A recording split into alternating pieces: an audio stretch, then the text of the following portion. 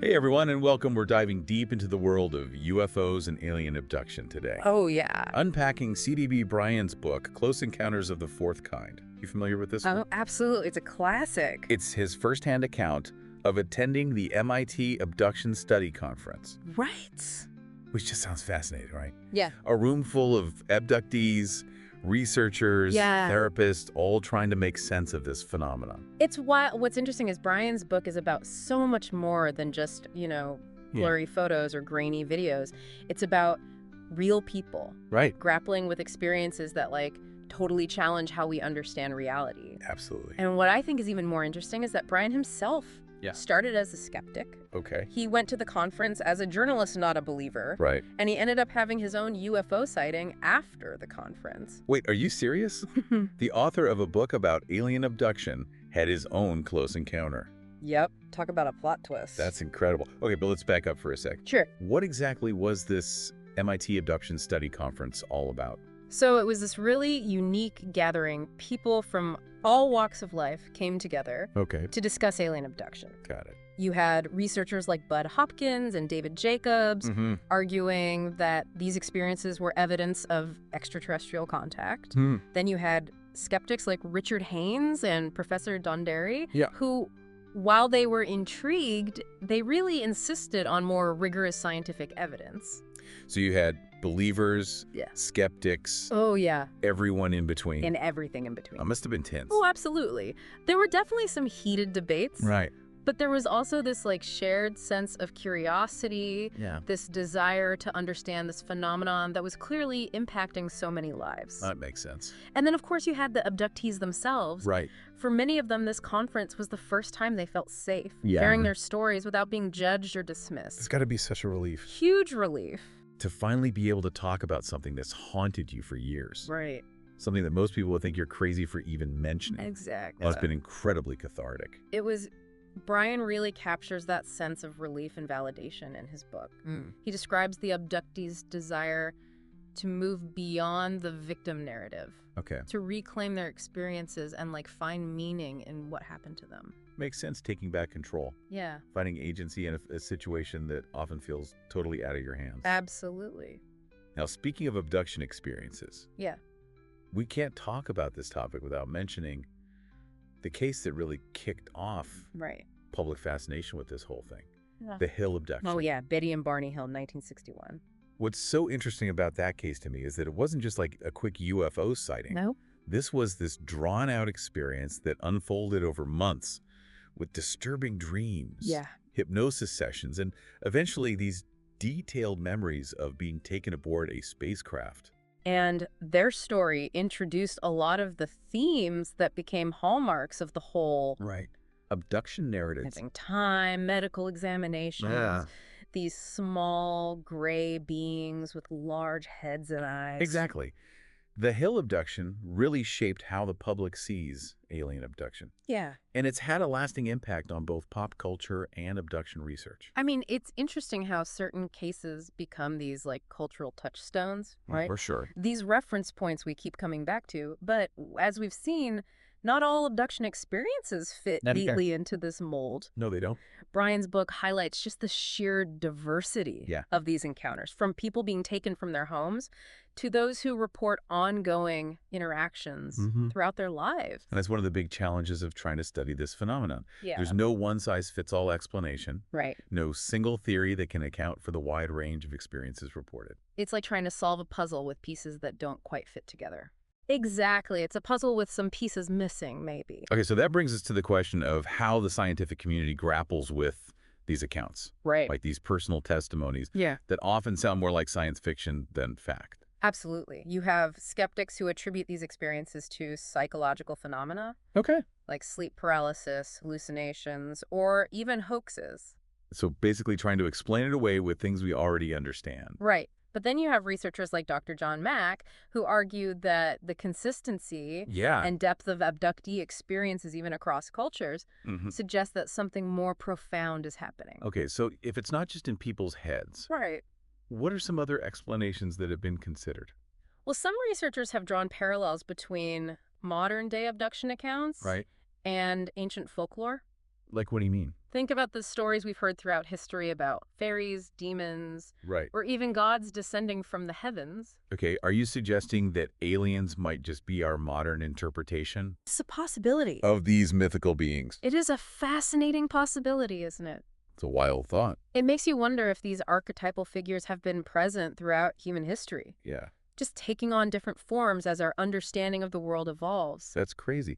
And it ties into this concept of dual reference Yes. that comes up in abduction research. Right. Dual reference. What is that? It refers to the feeling that some abductees describe Okay. of being both human and alien at the same time. Whoa. It's like they retain their human identity while also experiencing this connection Yeah, to something beyond our understanding. that sounds pretty mind-bending. It is. It challenges our way of thinking, Right. our tendency to categorize things as either this or that. Okay. And it suggests that reality itself might be far more fluid and interconnected. Wow, my mind is officially blown. It's a lot to take in. Okay, but before we go too far down that rabbit hole, let's bring it back to the MIT conference. Mm. You mentioned that Bryan was particularly interested in the experiences of Richard Boylan, Yes. a clinical psychologist who was also an abductee himself. He was. What made Boylan's story stand out? So Boylan was unique in that he focused specifically on the psychological impact Okay. of abductions. Got it. He was interested in the recurring elements like the feeling of floating through windows, Yeah. encounters with intense white light, and the medical examinations that so many abductees describe. So he was approaching it from both a scientific and personal perspective. Exactly. That's got to be valuable. Very much so. And he had his own abduction experience, right? He did. His account is full of these strange details. Okay. He describes his car breaking down late at night, Yeah. seeing this silvery, oval-shaped object land nearby, Wow. and feeling paralyzed as these beings approached him. Oh, wow. But what's really strange is that he couldn't recall what the beings looked like. So classic alien imagery, but with a twist. The little twin. And what about those medical examinations that he and so many other abductees describe? Yeah. What's going on there? That's one of the biggest mysteries. Right. And it feeds into a lot of the anxiety and speculation Yeah. surrounding alien abduction. Like, what are they doing? Right. Are they conducting experiments, collecting genetic material? Yeah. We simply don't know. It's like a horror movie It is. where you never get to see the monster, but you know it's out there, Exactly. lurking in the shadows. Okay, I'm officially creeped out. It gets even creepier. Oh, no. When you consider that Boylan wasn't just interested in individual abduction experiences, Okay. he became deeply involved in investigating government cover-up theories. Conspiracy theories. Yes. Now we're talking. Tell me more. Well, Boylan was convinced that the government was hiding evidence of extraterrestrial contact. Okay. He went on what he called a grand tour of suspected secret sites in the Southwest, Like where? including the infamous Area 51. So what did he find? Did he uncover any smoking guns? He claimed to have witnessed strange hovering craft at the Tonopah Test Range Why? that he described as clearly not man-made. Wow. He also noted the high level of security and secrecy surrounding these sites, Right. which only fueled his suspicions. So more fuel for the conspiracy theory fire. It is. But was there any hard evidence? Or was it all just speculation? That's the tricky thing about conspiracy theories. They often thrive on a lack of concrete evidence, Right. on the ambiguity and unanswered questions that surround these events. Like grasping at shadows? Exactly. And this brings us to another controversial piece of the puzzle. Okay. The Majestic 12 documents. Okay. I've heard whispers about those supposedly top secret government files. Yes. Outlining a group formed to deal with the Roswell crash, right? That's the gist of it. Okay. The documents, if they're authentic, Yeah. allege that the military recovered not just a crashed spacecraft at Roswell, Right. but alien bodies as well. Whoa. So were these documents the smoking gun that proved the government was hiding the truth? Well, not so fast. That- The authenticity of the Majestic 12 documents has been fiercely debated for decades. Really? Some researchers believe they're genuine, while others dismiss them as elaborate hoaxes. Another layer of mystery and intrigue. It is. It seems like with this topic, every answer just leads to more questions. That's the nature of the beast, and it's what makes it so captivating. Okay, so before we get too lost in the world of government conspiracies, Right. let's shift our focus to another fascinating case that Bryan highlights, Okay. the story of Alice and Carol, Yes. two close friends who shared a series of strange experiences. They did. What can you tell us about them? Well, Their story starts out pretty typically. They spot a triangular array of lights Okay. hovering near their horse farm. Uh-huh. But things take a darker turn when Carol's car mysteriously dies one night. What? And she's approached by a man in a large hat who directs her to a nearby house. Wait a minute. A man in a hat. Where did he come from? That's a great question. What was his role in all of this? Nobody knows. Carol goes to the house, Uh-huh. makes a phone call, Okay. and when she returns to her car, the man is gone. Yeah. And later she realizes that she can't account for a chunk of time during the encounter. Missing time classic. Yeah. That's a familiar theme. Right. It seems like that's a recurring element in so many abduction accounts. It is. So these missing time episodes start becoming more frequent for both Carol and Alice, Yeah. prompting them to seek help from Bud Hopkins, Yes. a leading abduction researcher and hypnotherapist at the time. Right. Hypnosis sessions. All right, now we're getting to the good stuff. Things get interesting. What kind of memories did they uncover? Hold on tight, because this is where things get really intense. Okay. Under hypnosis, both Alice and Carol reveal memories of being taken aboard spacecraft, Wow. undergoing medical examinations, the whole abduction scenario. No way. And it wasn't just a one-time thing. They recall multiple encounters, Really? some dating back to their childhoods. So they were being abducted as children. That adds a whole other layer of complexity It does. and potential trauma Yeah. to this. Yeah. Wow, and the details they recall are so vivid and disturbing. Yeah. Carol describes encountering terrifying cat-like beings.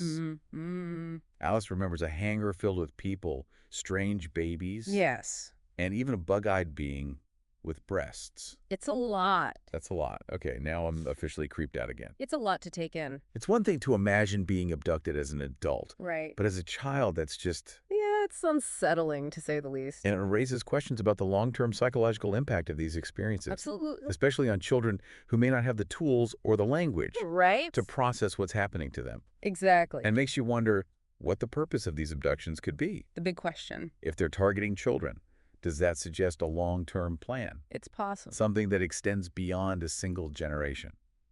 Chilling thought. It's a chilling thought, for sure. It is. Welcome back to our deep dive into alien abduction. Last time we left off with Alice and Carol uncovering some pretty disturbing memories during their hypnosis sessions with Bud Hopkins. Yeah, things were getting intense. Carol described these terrifying encounters with cat-like beings, and Alice remembered that bizarre hangar Right. filled with people and strange babies. A lot to unpack there. It's a lot, and I have to admit, it's getting pretty creepy for me. Well, it doesn't stop there. Oh, no. During those sessions, Carol also described this strange flying machine with symbols that resembled hieroglyphics. Wait, hieroglyphics on a spaceship? That's an image I was not expecting. Right, almost like a scene out of ancient Egypt. So strange. And to make things even weirder, Carol remembers being told not to talk about what she saw. Like they were trying to keep it a secret. Exactly. Like these beings were trying to keep their activities hidden. Wow. Okay, but here's what's really unsettling to me. What's that? Shortly after these memories surfaced, Carol's father disappeared without a trace. It's true. Are you suggesting there might be a connection between her father's disappearance and these childhood abduction experiences? Bryan doesn't explicitly connect the dots, Right. but he presents the information in a way that makes you wonder. That's terrifying. It adds this whole other layer of mystery and potential danger to the story. It makes you question whether these abductions are random events or part of something more organized, more sinister. Yeah, like something bigger is at play. And it's not like Carol was the only one with these disturbing childhood memories. You're right. Alice had her own set of experiences that were just as unsettling. She did. Yeah, she described encounters with a bug-eyed being with breasts. Right. That's a detail that definitely sticks with you. It's a lot. Yeah. But what I find really interesting is that both Alice and Carol recalled being in this giant hangar together. Yes. Like they were brought there for some unknown purpose. It's possible. Were they abducted at the same time? Their memories are fragmented. It's like pieces of a dream. But they both described this massive hangar filled with people, strange beings, and a huge disc-shaped craft. So it's like they were part of some kind of orchestrated event. It seems that way. That's mind-blowing, and it raises so many questions. It does. Why were they brought there? What were these beings doing? What does it mean for our understanding of this whole phenomenon? Big questions, right? Exactly. It's not just about what happened, it's about the why. the motivation behind it all. I agree. Did they remember anything else from this hangar? Anything that could shed light on what was happening? Well, Carol recounted something truly disturbing. What's that? She was forced to watch as children and even horses were being taken up into the craft. Horses. What could they possibly want with horses? Again, more questions than answers. Right. Some theories suggest they might be conducting experiments, collecting genetic material, Okay. or even hybridizing species. Hybridizing, like mixing species. Yeah, but honestly, it's all speculation at this point. Wow, it's like we're peering into this alien world through a keyhole, catching glimpses of something we don't fully understand. A good way to put it. And it's both fascinating and utterly terrifying. Exactly, and it's a reminder that if these encounters are real, Right. we're dealing with something that operates on a level far beyond our comprehension. It's like trying to use a 20th century map to navigate a 22nd century city. I like that analogy. Our current tools and understanding might simply be inadequate for grappling with the true nature of this phenomenon. Speaking of understanding, Yeah? how did Bud Hopkins interpret these memories? Right. The hypnotherapist working with Alice and Carol. Did he think they were evidence of real abductions? Hopkins was convinced. He was. He pointed to the consistency and detail of their accounts as evidence of their authenticity, even though they were hypnotized separately. Okay, but not everyone agreed with his assessment, right? Of course not. Because the use of hypnosis in abduction research is pretty controversial. Very much so. Why is that? Well, critics argue that hypnosis can be unreliable, prone to suggestion and false memories. Right. They say it's impossible to distinguish between real memories and those that have been implanted or distorted during the hypnosis process. So we're back to that fundamental challenge with this topic. Yeah. How do we determine what's real and what's not? How do we reconcile personal experiences with the need for objective, verifiable evidence? Tough question, isn't it? It's a question that has plagued abduction research from the beginning. Makes sense. And it's one that Bryan grapples with throughout his book. I hope so. He explores the different perspectives, the scientific arguments, Okay. and the philosophical implications of trying to apply traditional scientific methods to a phenomenon that seems to defy explanation. It's a tough one for sure. And what about Bryan's own experience? Right, his UFO sighting. How did that affect his views on the whole abduction phenomenon? It seemed to deepen his curiosity and open him up to the possibilities. Okay. He never explicitly says whether he believes in alien abduction, but he acknowledges that there's a lot we don't know about the universe. Yeah. And that it's important to keep an open mind. So we have Alice and Carol uncovering these disturbing memories, Bud Hopkins interpreting them as evidence of abductions, and skeptics raising concerns about the reliability of hypnosis. It's a real tug-of-war between belief and doubt. A real balancing act for Yeah. sure.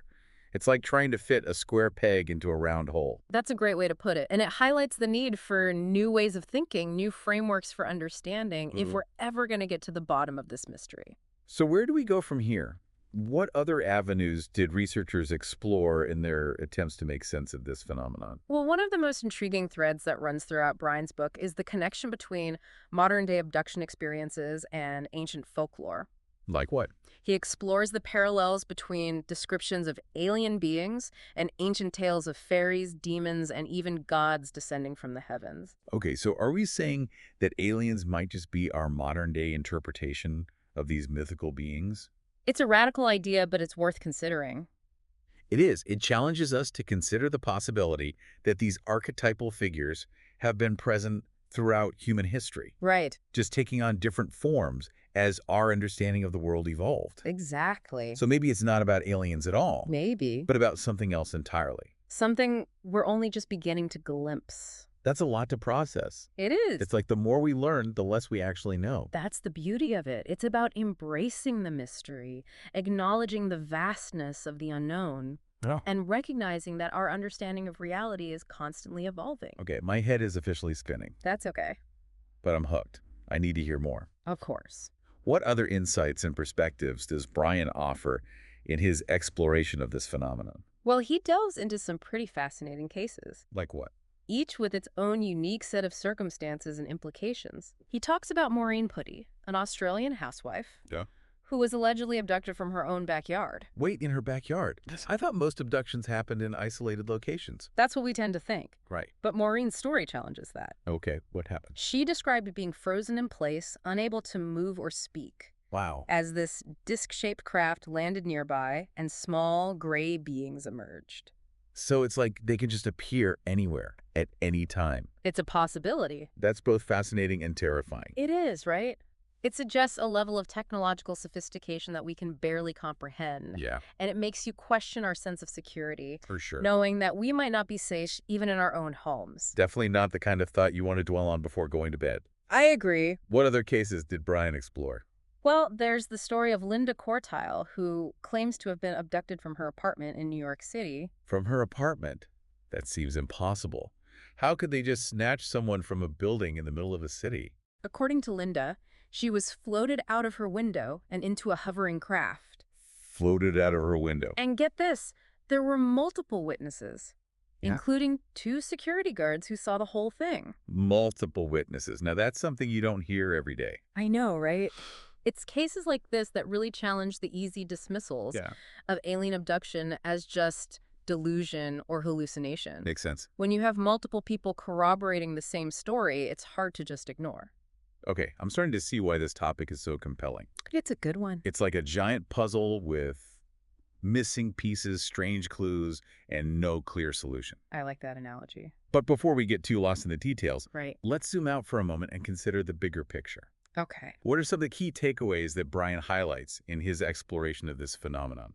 One of the most important is the idea that the alien abduction phenomenon might be more than just a physical encounter.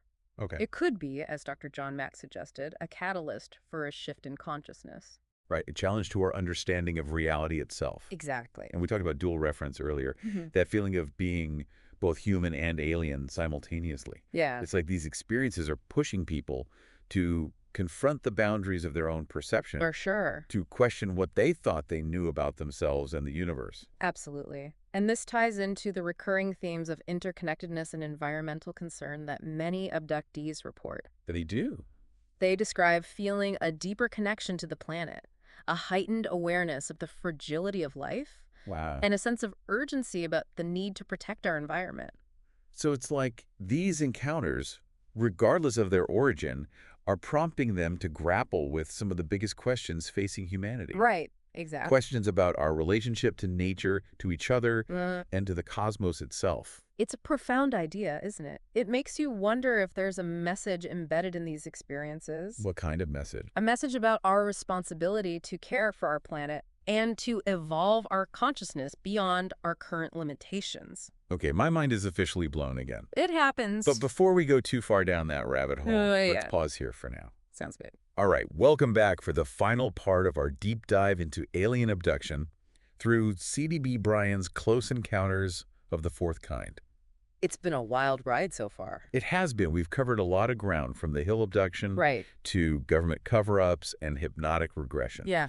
Now, I'm really curious how Bryan himself made sense of it all after attending that MIT abduction study conference, Right. especially after having his own UFO sighting. That's one of the things that makes this book so unique. Yeah. Like, Bryan went into this conference as a journalist, Right. trained to be skeptical and objective. Right. But then he has this personal experience with a UFO-like object. Yeah. It clearly had a huge impact on him. Did it turn him into a believer?